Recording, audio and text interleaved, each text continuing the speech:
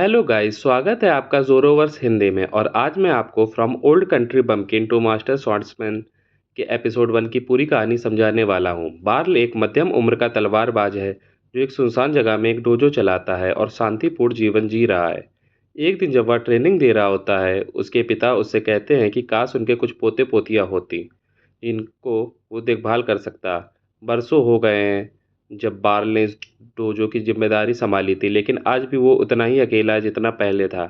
बार्ल कहता है कि वह पारिवारिक डोजो को लेकर इतना व्यस्त रहा कि कभी बच्चों के बारे में सोचने का वक्त ही नहीं मिला। लेकिन उसके पिता अब भी चाहते हैं कि वो कम से कम कोशिश तो करे। वे यहाँ तक कह देते हैं कि बार्ल को अपने किसी महिला छात्र के साथ रिश्ता बनाने की कोशिश करनी चाहिए ताकि उसकी शादी हो सके। लेकिन नैतिक कारणों से बार्ल इस बात को सिरे से नकार देता है। यह डोजो पीढ़ियों से बार्ल के परिवार में रहा है और जब से उसने अपने पिता से ये जिम्मेदारी ली है, वह यहाँ कड़ी मेहनत से ट्रेनर के रूप में काम कर रहा है। कभी वह भी महान चीज़ें हासिल करने का सपना देखता था, जैसे कि एक प्रसिद्ध तलवारबाज बनना, और हालांकि वह एक आम आदमी से कहीं बेहतर तलवारबाज है, लेकिन वह नहीं मानता है कि उसके कौशल इतने उच्च स्तर पर हैं कि उसे स्वॉर्ड मास्टर कहा जा सके। हालांकि उसे लगता है कि वह एक अच्छा शिक्षक ज़रूर है, क्योंकि उसके कई छात्र आगे चलकर सफल तलवारबाज बने हैं। ट्रेनिंग खत्म होने के बाद बाल अपने माता-पिता के साथ रात का खाना खाने घर लौटता है, लेकिन उसके पिता अभी भी इसी जिद पर थे कि उसे शादी कर लेनी चाहिए। बाल अपनी पत्नी से कहते हैं कि वह भी बाल पर शादी के लिए दबाव डाले, लेकिन वह कहती है कि इन चीज़ों में समय लगता है, इसलिए जल्दबाजी की ज़रूरत नहीं है। फिर भी वह भी उम्मीद कर रही है बाल उन्हें एक एक पोता पोती देगा। बाल खाना खाते समय थोड़ा सा घोट जाता है, क्योंकि यह कहना जितना आसान है करना उतना नहीं, खास तौर पर जब उसकी अभी तक कोई गर्लफ्रेंड भी नहीं है। और ऐसा तो नहीं है कि कोई सुंदर लड़की उसके दरवाजे पर खुद चल कर आएगी। लेकिन कुछ सेकंड बाद ही दरवाजे पर दस्तक होती है, और जब का बार्ल दरवाज़ा खोलता है तो वहाँ एक खूबसूरत लड़की होती है। वह उसे मास्टर कहकर नमस्कार करती है। जब बार्ल ध्यान से उसे देखता है तो पहचान जाता है कि यह उसकी पुरानी छात्रा अलूसिया सिट्रस है। बार्ल उसे अंदर बुलाता है और बातचीत करने के लिए उसे चाय ऑफर करता है। उसे याद आता है कि जब वह अलूसिया को ट्रेन कर रहा था, तब वह एक बेहद प्रतिभाशाली छात्र थी, लेकिन उसने कभी भी नहीं सोचा था कि वह रॉयल नाइट ऑर्डर की कमांडर बन जाएगी। खैर, बार्ल उससे पूछता है कि वह मिलने क्यों आई है। तब अलूसिया बताती है कि नाइट कमांडर के रूप में उसकी जिम्मेदारी है कि वह नए रिक्रूट को ट्रेन करे, और इसी वजह से विशेष तलवार ट्रेनर के रूप में बार्ल की सिफारिश करने का फैसला किया है। उसने तो इस सिफारिश को सम्राट की आधिकारिक मंजूरी तक दिलवा दी है, और अब वो बार्ल को ये खुशखबरी देने आई है। बार्ल ने कभी यह नहीं चाहा था कि वह कोई शाही ट्रेनर बने, इसलिए वह इस प्रस्ताव को ठुकराने का सोचता है। लेकिन उसके पिता उसे बताते हैं कि शाही आदेश की अवहेलना करने पर लोगों की मौत की सज़ा तक मिल जाती है, इसलिए वह इसे नज़रअंदाज नहीं कर सकता। अलूसिया बार्ल को भरोसा दिलाती है कि अगर वह इस प्रस्ताव को ठुकरा भी दे तो उसे मारा नहीं जाएगा। हालांकि उसे इसकी गंभीर परिणाम जरूर भुगतने पड़ सकते हैं, लेकिन बेहतर यही है कि वह इस प्रस्ताव को स्वीकार ले। अलूसिया ने पहले से ही एक बग्गी मंगवा ली है जो उन्हें राजधानी ले जाएगी, और कल वह उसे उसकी नई नौकरी की सारी जानकारी दे देगी। बाल को यकीन नहीं हो रहा कि अलूसिया चाहती है कि वह अभी के अभी चल दे, लेकिन उसके पिता तो पहले से ही इस फैसले से खुश हैं। वे बाल को शुभकामनाएं देते हैं और कहते हैं कि राजधानी में जाकर वह अपने लिए एक पत्नी भी ढूंढ ले।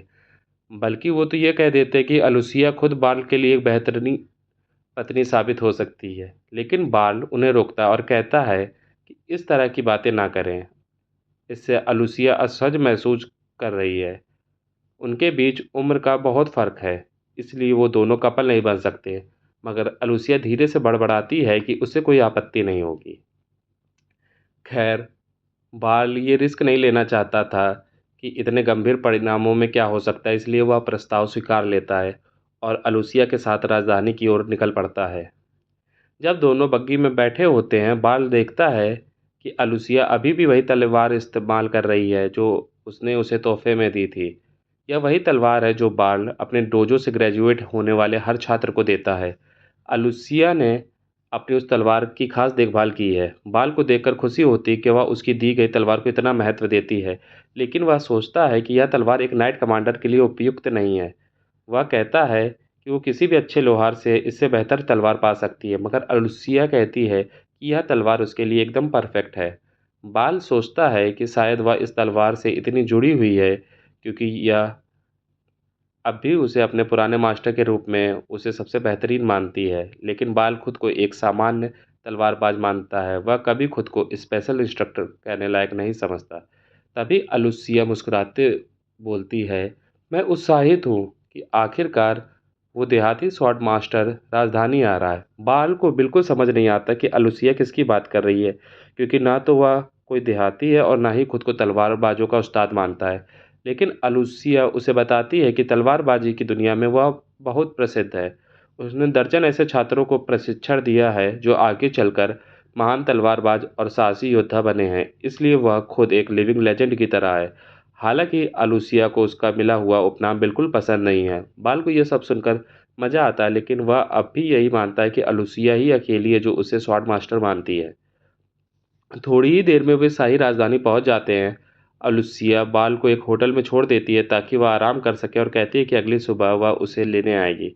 अगले दिन अलुसिया बाल को महल में ले जाती है और उसे नाइट ऑर्डर से मिलवाती है। वह सभी नए रिक्रूट को बताती है कि बाल इतने ताकतवर हैं कि वह खुद भी उनके सामने टिक नहीं सकती, इसलिए उन्हें गर्व होना चाहिए कि उन्हें एक कुशल व्यक्ति ट्रेनर के रूप में मिला है। हालांकि कुछ नाइट्स को यह बात पसंद नहीं आती। उन्हें लगता है कि बाल इस ऊंचे पद का हकदार नहीं है और उनमें से एक तो इस बात से खासा नाराज है। थोड़ी देर बाद बाल महल के गलियारों में अलूसिया से बात कर रहा होता है, जब वह उसे बधाई देती है कि अब वह आधिकारिक रूप से स्पेशल इंस्ट्रक्टर बन गया है। वह कहती है कि बाल को महीने में बस 3-4 बार आकर ट्रेनीज को ट्रेन करना होगा, इसलिए वह उसके डोजो को नियमित क्लासों से ज़्यादा दखल नहीं देगा। तभी एक लड़की दौड़ती हुई बाल के पास आती है और अपने मास्टर को देखकर इतना उत्साहित हो जाती है कि खुद को संभाल नहीं पाती। उसका नाम है क्रूनी और वह 2 साल पहले बाल के डोजो की छात्र थी। बाल को याद आता है कि करूनी का सपना था कि वह नाइट ऑर्डर का हिस्सा बने और वह खुश होता है कि उसने अपना सपना सच कर लिया। हालांकि क्रूनी अभी भी एक ट्रेनी है, इसलिए उसे एक असली नाइट बनने के लिए अभी भी बहुत मेहनत करनी है। फिर भी वह खुश है कि उसे दोबारा बाल से ट्रेनिंग लेने का मौका मिल रहा है और अलूसिया भी यही चाहती है। उसी दिन बाल वापस अपने घर लौटता है, लेकिन जैसे ही वह दरवाज़ा खुलता है वह देखता है उसका एक और पूर्व छात्र उससे मिलने आया। उसका नाम है रेड। वह बाल से अपनी पत्नी और नवजात बच्चे का परिचय कराने आया है। बाल रेड को खुश होकर देखकर बहुत प्रसन्न होता है, लेकिन तभी उसके पिता बीच में टोकते हैं और कहते हैं कि जब तक बाल के पास खुद की पत्नी और बच्चा नहीं होता, तब तक उसे घर लौटने की ज़रूरत नहीं है, जैसे रेड के पास है। जहाँ तक रेड की बात है, उसने बाल से डोजो से ग्रेजुएट होने के बाद प्लेटिनम रैंक का एडवेंचरर बनकर बड़ा नाम कमाया, लेकिन अब जब उसके पास एक बच्चा है, वह रिटायर होकर गांव में बसना चाहता है। प्लेटिनम रैंक हासिल करना बहुत मुश्किल होता है, इसलिए बाल को हैरानी होती है कि वह इतनी आसानी से यह सब छोड़ने को तैयार है। लेकिन फिर सोचता है कि एक एडवेंचरर का काम बहुत खतरनाक होता है और जब परिवार हो तो जान जोखिम में डालना समझदारी नहीं होती। रेनरेड कहता है कि जब तक वह यहाँ आए वह पूरी कोशिश करेगा कि डोजो को अच्छे से चलाए, लेकिन बाल को कुछ समझ नहीं आता कि वह क्या कह रहा है। तब उसके पिता बताते हैं कि रेनरेड अब काफ़ी योग्य है, इसलिए वह डोजो का ट्रेनर बन सकता है और इसका मतलब यह है कि बाल को यहाँ रुकने की ज़रूरत नहीं है। असल में उसके पिता तो उसे घर से निकाल ही रहे थे, जबकि यह घर खुद बाल का है। अगले दिन बाल अलुसिया को सारी स्थिति समझाता और बताता है कि उसे अब राजधानी में रहने के लिए घर ढूंढना होगा। जहाँ वह कल रात रुका था वो जगह ज़्यादा ही आलीशान थी और वहाँ हमेशा के लिए रहना उसके लिए मुमकिन नहीं है, इसलिए वो कोई सस्ती और साधारण जगह ढूंढना चाहता है और अलुसिया खुशी खुशी उसकी मदद करने के लिए तैयार हो जाती है। अलुसिया उससे पूछती है कि क्या वह उसके घर में रहना चाहेगा, लेकिन बाल को लगता है कि यह उचित नहीं होगा। अलुसिया को निराशा के बावजूद वह उसका प्रस्ताव ठुकरा देता है। इसके बाद अलुसिया पूछती है कि क्या वह उसके साथ लंच करने चलेगा और बाल इसके लिए तैयार हो जाता है। वे दोनों एक रेस्टोरेंट की ओर चल पड़ते हैं, लेकिन रास्ते में एक लड़की अलुसिया को ताना मारते हुए कहती है कि वो कितनी बेहया है, जो किसी अजनबी आदमी के साथ यूं खुलेआम घूम रही है और उसे मास्टर कह रही है।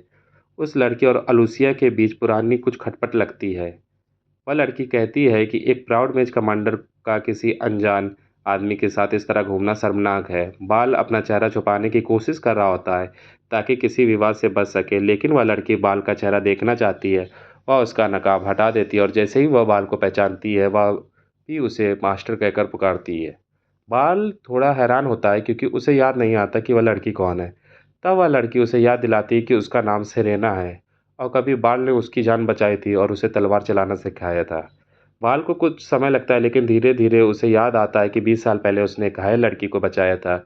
उसने उसकी देखभाल की और उसे लड़ना सिखाया, लेकिन उसके बाद से उसने उसे कभी नहीं देखा। वह देखकर खुश होता है कि अब वह लड़की ब्लैक रैंक एडवेंचरर बन चुकी है। सेरेना बाल से माफ़ी मांगती है कि इतने सालों में वह उसे मिलने नहीं आई, लेकिन वह यह भी जानना चाहती है कि बाल अचानक राजधानी में क्या कर रहा है।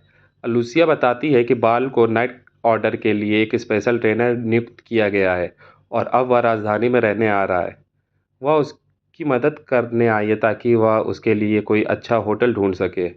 लेकिन सेरेना कहती है कि होटल ढूंढने के मामले में वह ज़्यादा अनुभवी है, क्योंकि एक एडवेंचरर के तौर पर वह हमेशा होटल में ही रही है। फिर सेरेना और अलूसिया में इस बात पर बहस छिड़ जाती है कि बाल के साथ घर ढूंढने कौन जाएगा।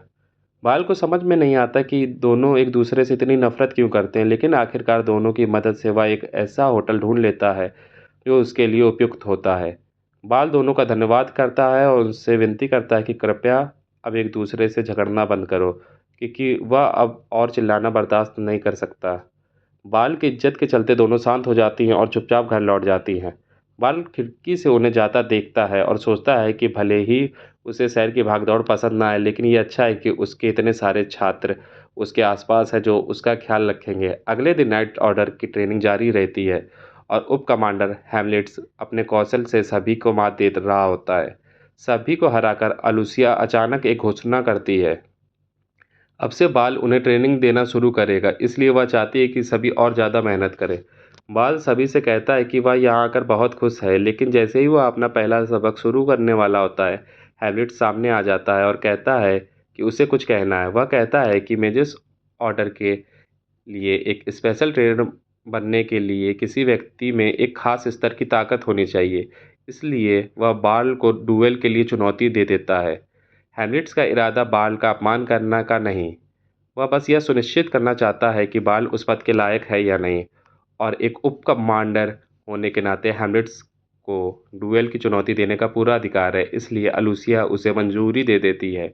बाल मन ही मन चाहता था कि अलूसिया उसकी तरफ से बिना कुछ बोले फैसला लेना बंद करे, लेकिन जब तक हैमलेट्स ने उसे चुनौती दी है तो उसके पास कोई चारा नहीं बचता। उसे लड़ाई के लिए तैयार होना ही पड़ेगा। हैमलेट्स को पूरा यकीन है कि अलूसिया को बाल की इतनी तारीफ सिर्फ इसलिए लगती है क्योंकि वह उसका बचपन का गुरु था, लेकिन इसका मतलब यह नहीं कि बाल नाइट ऑर्डर के लिए एक स्पेशल ट्रेनर बनने लायक है। इसलिए हैमलेट्स यह साबित करना चाहता है कि वह बाल को हराकर उसे अयोग्य साबित कर सकता है।